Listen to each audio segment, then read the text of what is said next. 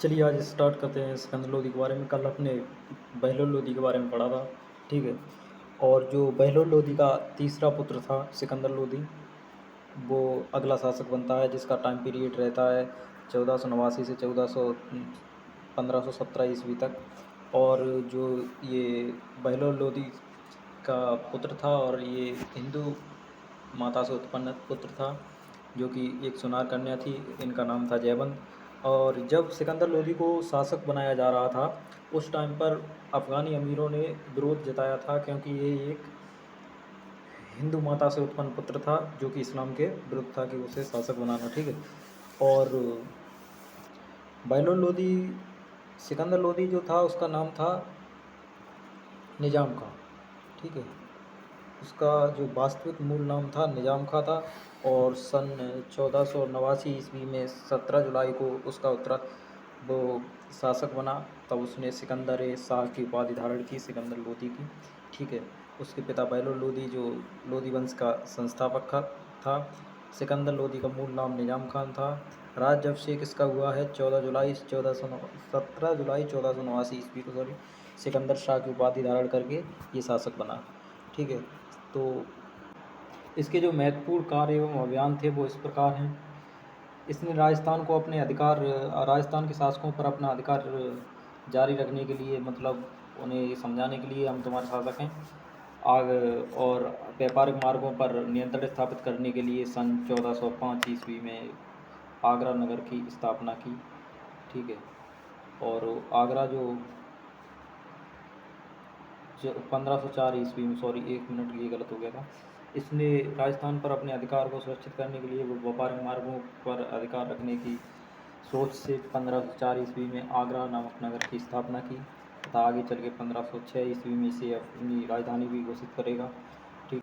1504 ईस्वी में जो उसने आगरा शहर की स्थापना की थी, उसी आगरा में 1506 ईस्वी में बहादुरगढ़ किले का निर्माण कराया, तथा 1506 ईस्वी में आगरा को अपनी राजधानी स्थापित किया, राजधानी बनाया, ठीक है। और स्थानांतरित आगरा को अपनी राजधानी के रूप में तब्दील किया। भूमि की माप के लिए गजे सिकंदरी नामक एक दंड चलाया, जो मूलतः 30 इंच जिसकी लंबाई होती थी।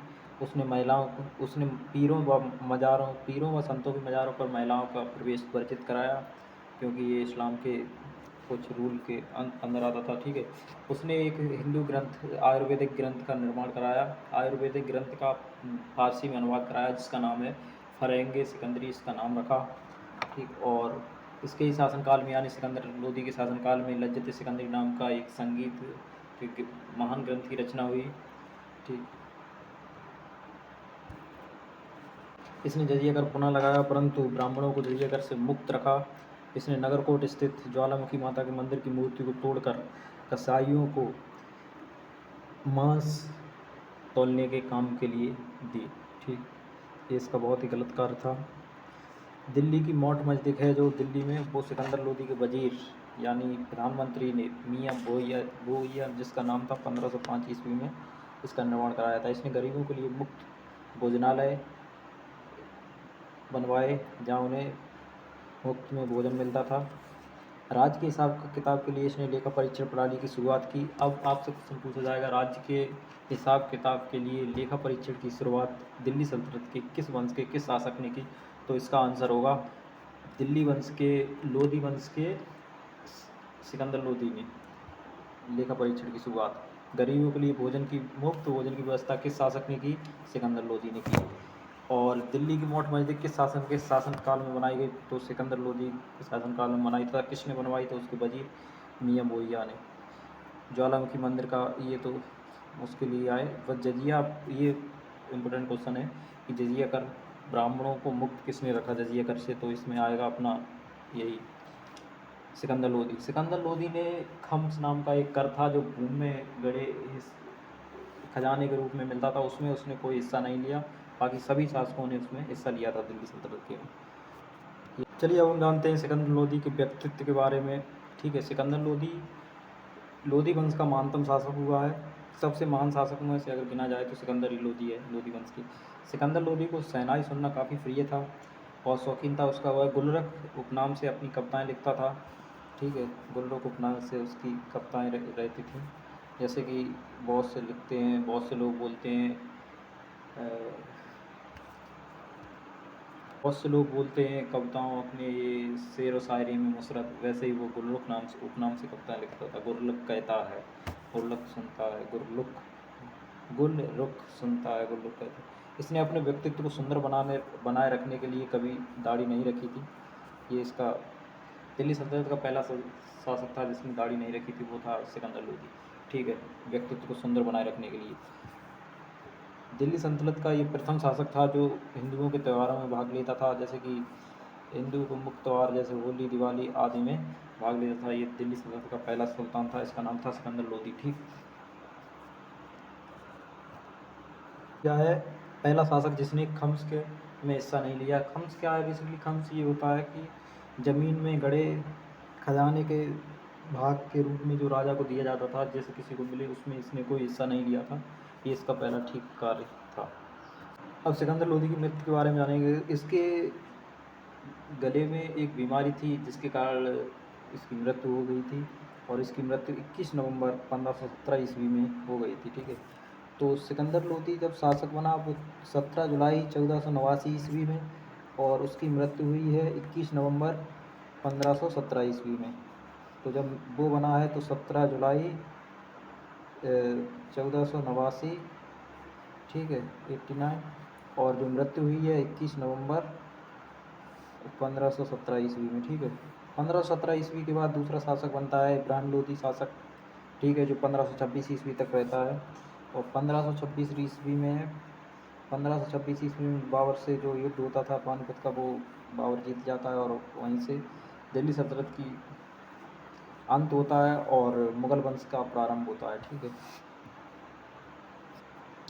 तो मुग़ल वंश का प्रारंभ कब हुआ है जब हम जानेंगे उसके बारे में। तो मुग़ल वंश का प्रारंभ हुआ है अपना 1526 ईस्वी में। मुग़ल वंश की स्थापना वो जलालुद्दीन बाबर ने की थी।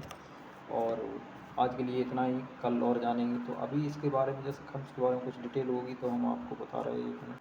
लूसेंट बुक के अनुसार यह लुटे हुए धन का खम्स, यह लूटे हुए धन का खानों अथवा भूमि में गड़े हुए खजानों से प्राप्त संपत्ति का 1/5 भाग था खम्स, जिस पर सुल्तान का अधिकार था। शेष 4/5 भाग पर उसके सैनिकों अथवा खजानों प्राप्त करने वाले का अधिकार होता था। ठीक है, परंतु फिरोज शाह तुगलक को छोड़कर अन्य सभी शासकों ने 4/5 हिस्सा लिया। ठीक है, फिरोज शाह तुगलक को छोड़कर अन्य सभी ने 4/5 हिस्सा लिया उसका, खम्स का। ठीक, और अपना ये जो सुल्तान रहा है, उसने सुल्तान सिकंदर लोदी ने गड़े हुए खजाने का कोई हिस्सा नहीं लिया, बस। तो खम्स का कोई हिस्सा नहीं लिया, ये इम्पोर्टेंट है इसके बारे में। और ये है कि वह लोधी वंश का महानतम शासक था। आजम हुमायूं को परास्त करके कालपी उसने छीना था। कालपी आजम हुमायूं को परास्त किसने किया था? सिकंदर लोदी ने किया था। और जालरा के विद्रोही सरदार तातार खां को भी उसने परास्त किया था सिकंदर लोदी ने। सिकंदर लोदी ने जौनपुर पर आक्रमण किया, युद्ध में बारबक शाह को पराजित किया। जौनपुर जो था वो सरकी वंश चल रहा था उस समय जब ये शासक बना था। कौन? सिकंदर लोदी जब शासक था तब जौनपुर पर सरकी वंश के शासकों का शासन था, और जिस पर उसने आक्रमण किया था और बारबक शाह को परास्त किया था। 1504 में उसने राजस्थान पर शासकों पर अधिकार सुरक्षित रखने हेतु व्यापारिक मार्गों को आगरा नगर निगम की स्थापना की। ठीक है, बादलगढ़ ये हम सब पढ़ ही चुके हैं, तो आशा करता हूँ आपको समझ में आया होगा। ठीक है, तो चैनल को लाइक करें, सब्सक्राइब करें। और ये 1-2 क्वेश्चन है वो सिकंदर लोदी से संबंधित हैं। चलो इनके आंसर दीजिए आप लोग। निम्न में संतनों में से कौन से अफगान मूल वंश के हैं? तो हमने कल की क्लास में पढ़ा था कि लोदी वंश अफगान वंश के शासक थे। ठीक है, ये पहला आंसर हुआ। महाराणा सांगरा ने इब्राहिम लोदी को किस युद्ध में परास्त किया? तो ये खतौली का युद्ध था, इसके बारे में हम कल पढ़ेंगे। ठीक, निम्न में से किस सुल्तान ने एक नगर बसाया जो आगरा के नाम से जाना जाता है? ये अभी हमने जाना है, ये सिकंदर लोदी ने बसाया था 1504 ईस्वी में। गुल्लुक उपनाम से कविताएँ कौन लिखता था? तो गुल्लुक उपनाम से कविताएँ आप आंसर दे पाएंगे ऐसी आशा है मुझे। सिकंदर लोदी लिखता था।